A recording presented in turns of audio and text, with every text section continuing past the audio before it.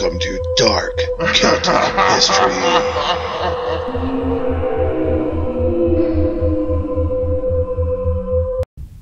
Mary Culhane of the Dead Man, written by Jeff MacDonald. Mary Culhane lived in a faraway Ireland, which is nicknamed Too Faraway Ireland, since it is so remote. She was the oldest of 6 children, and they were poor. Dirt poor, as you might say, for her father earned a meager living by digging graves at the graveyard near the far edge of their small rural town. One day her father came home, bone-tired as he always was, and he plopped himself down in his comfortable easy chair. As the tension of the day left him, he let out a sigh of relief. Ugh. Mary then heard him exclaim from his resting place, "Hi, I can't believe it! I left me prize blackthorn walking stick back at the tree.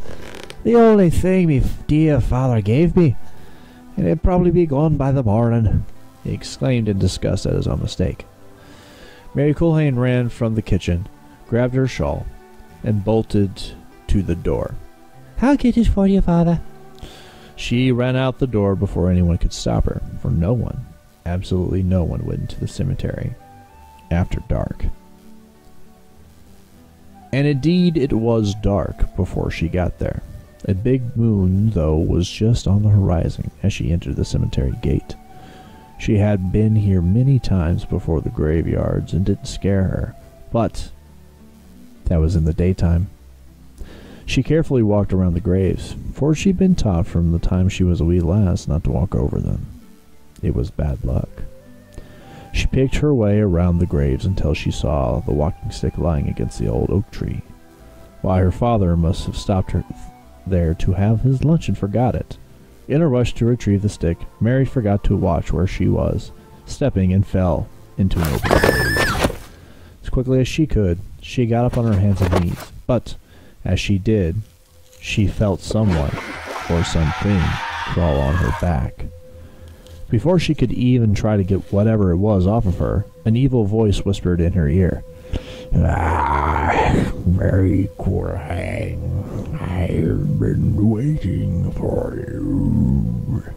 Now you must take me in town to get something to eat, for I hunger and thirst." Mary knew this was an evil creature. She could tell by its scaly fingers and fetid breath. Mary realized that she suddenly had no will of her own. She was helpless, and fated to do only as the evil creature bade her. She reached up to the top of the grave and pulled with all her strength. She felt as if she were bearing the weight of the world on her shoulders, but somehow she managed to lift herself and the creature onto the soft grass above. She lay prone while creature screamed, "Get up, Mary Culhane! Get up and take me into town." Mary slowly rose. With that creature riding her back, she trudged toward the village. They came to the main road, where the first house appeared. "Now, Mary Culhane, take me into this house so I may feed." Mary tried to resist but was unable. So when she reached for the first step, the second step, and was ready to reach for the third, the creature cried out, "Not here, Mary Culhane, for I smell the stench of holy water." Mary stepped down and went to the second house. "Now, Mary Culhane, bring me inside this house."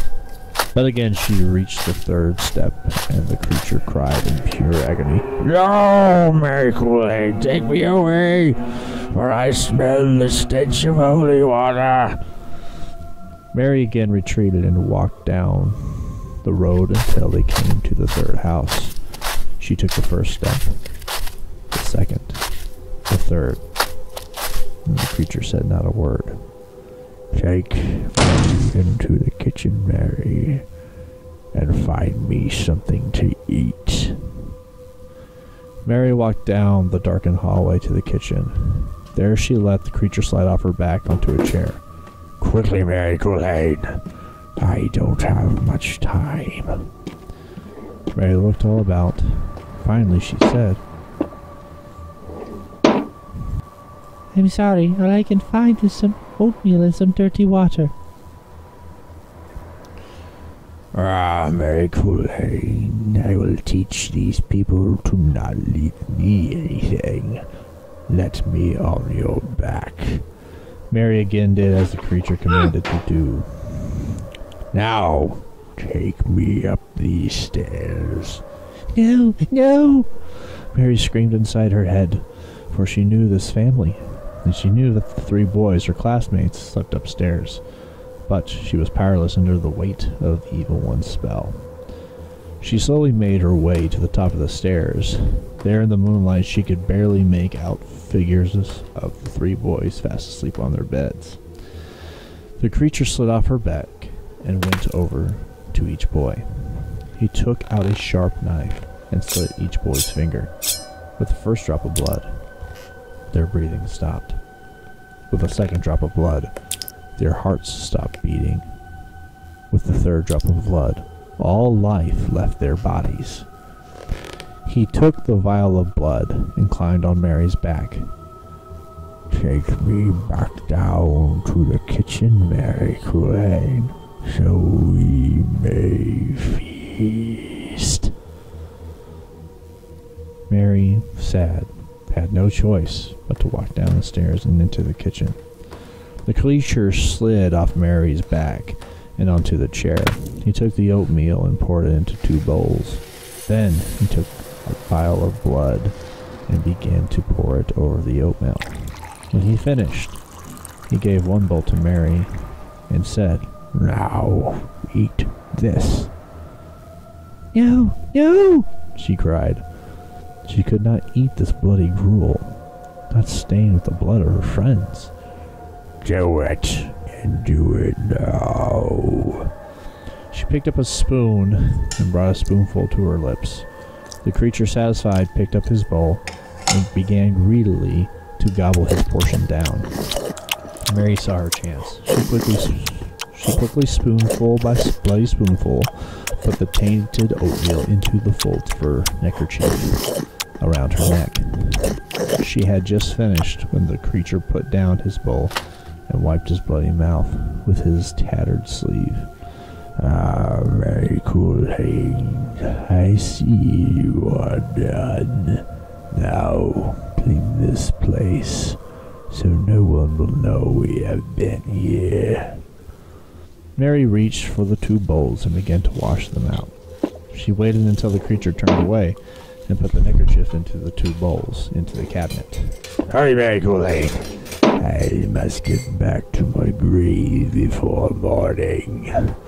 She slowly walked over and again positioned himself on her back. She turned to go back down to the hallway. "No, Mary Culhane. We cannot leave by the way we came. For 'tis the way with all evil creatures. They must return by a different path." So Mary turned around and went out the back door. She was ready to walk down the steps when the creature laughed in his insane laughter. Mary Culhane, tell me what you see." Mary looked out on the horizon. "I see 3 hills. They call the Haunted Hills." And Mary Culhane began to fear for her own life. "Do you know why, Mary Culhane?" "I'll tell you why. Because buried in that blue mound is all the gold and silver the evil ones have gathered over the many years. But only the dead know of it." So now she knew of the gold. He wouldn't possibly let her live knowing the secret. On and on into the night they went, the creature laughing, taunting, and saying stories. Evil stories that no one wants to hear. The moon set in the western sky, throwing the sky into pitch black. Finally, started to approach the cemetery, back by the road. As they did, a rooster crowed. Ah! Mary Culhane, what is that awful noise? Mary knew full well it was a rooster, and that this must be close at hand. But, he said, "This isn't nothing but the bleating of a sheep." Hurry, Mary Culhane, hurry! Mary reached the graveyard and was trying to find her way around the graves when the inky black sky turned a soft gray, and again they heard the rooster crowing. Ah! Mary Culhane, what is that foul noise? "It is nothing, I say, but the bark of a dog." Quickly, Mary Culhane, for I feel myself weaken. Mary saw the oak tree. She saw the open grave. She walked slowly towards it. Just then, the sky broke open, and the first beam of morning drew across the sky and into the graveyard. The rooster crowed for a third time. Mary felt the creature jump, frightened, from her shoulders and slither into the pit. As it did, it cried, Ah, Mary Culhane, you tricked me. I don't have time to kill you. If I would know that you were to live, I never would have told you of the gold. Suddenly a great weight had been lifted from her shoulders, and at once she had her will to do as she would. She glanced down in the grave, but all she saw were the whitened bones of the evil creature. She grabbed her father's walking stick, used it to tilt the creature's head over, causing it to crash down upon him within his grave. Then Mary used it as she hurried home. Once there, she threw herself onto a bed and fell into a deep sleep. A couple of hours passed when her mother ran into her room. "Mary, wake up. Something terrible has happened in town. Mary, please wake up." Mary stirred, and her mother could see that her hair was matted and tangled, and darkened circles smudged her eyes. Her dress was dirty and looked like blood stained her apron. Her mother backed out of the room, scared. "Mary, just get some sleep. Or meet us at your friend's home, the one with the 3 boys. Mary again fell into a deep sleep, but this time was full of dreams. Dreams of an evil creature, the boys, the knife, the blood. Oh, the blood! Then she suddenly awoke. She realized it wasn't a dream. It had happened. But she remembered something else. As they were walking back to the graveyard, she had asked the evil creature if there wasn't some way that those boys could have lived. The creature just laughed. Ha ha ha, Mary Culhane, there was a way. There's always a way. You see, if they were to drink their own blood, they could have lived. But as you ate your potion, now there's no way. But there was a way. She hadn't eaten her portion. Maybe, just maybe. She got herself bathed, put on a fresh dress, and headed toward town. When she got to the boys' home, she could see that the entire village was trying to console the desolate parents. When she went up to the father and said, Please let me inside." "Oh, Mary, I can't do that. What is upstairs in that bedroom is not fit for a young lass to see." "But you don't understand. I know a way to save their lives. I beg you." "Ah, Mary, if you could save me 3 sons' lives, I'd give you anything in my power to give." "Just let me go in alone," she demanded. The father cleared the house, and Mary entered. She walked down the darkened hallway to the kitchen. She opened the cabinet, and there was a neckerchief right where she had left it. She grabbed a spoon and went up to the stairs.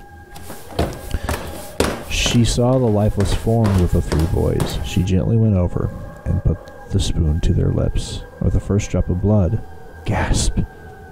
The boy began to breathe. And the second drop of blood, their hearts started to beat.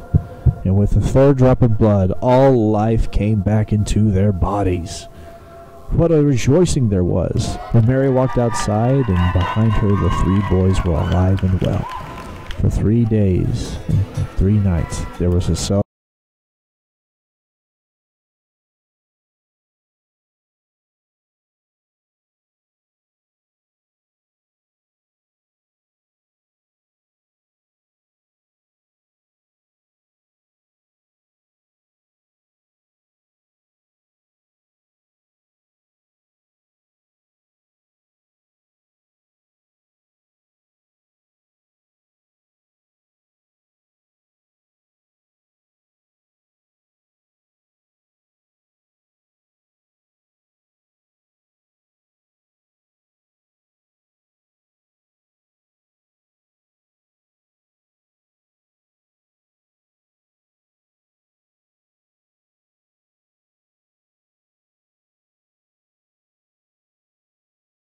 dug down, they found gold. Gold and jewels and silver. There was enough that Mary Culhane was a rich woman, and her father would never had to pick up a shovel again. She had another stone slab placed over the creature's grave, and a headstone placed with a particular warning. In this graveyard, never go, unless soon the rooster will crow. And even though the events of that night slowly faded away like a bad dream, there was something Mary Culhane never forgot, and that was to keep holy water at the front door.